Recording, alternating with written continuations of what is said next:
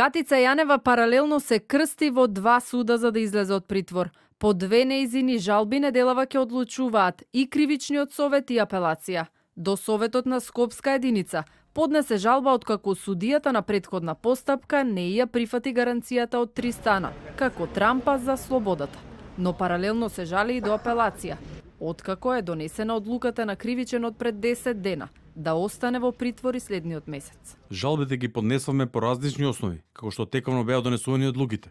Очекуваме дека некој од судовите ќе донесе позитивна одлука, бидејќи двете жалби се надополнети со известување дека истрагата е завршена, со што отпаѓа уште еден основ дека може да влие врз сведоци. Во јавноста се поставуваат дилеми, што доколку двата суда донесат различни одлуки.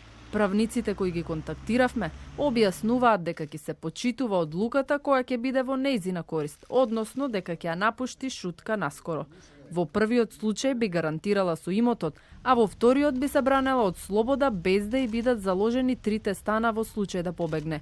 Но постои и можност и на двете места да биде одбиена. Незината одбрана ќе врши увид и следната недела и откако ќе заврши заедно со поранешната специјална обвинителка, ќе ја договараат стратегијата за одбрана. Телевизија 24 вчера подсети дека постои законска можност Јанева да побара спогодба со обвинителството за да ја договори висината на казната, ако признае вина, со што ќе оди директно во затвор, а ќе го избегне судскиот процес.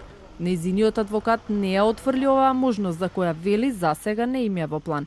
Спогодување може да предложат и Зоран Милевски, Кичеец и Бојан Јовановски.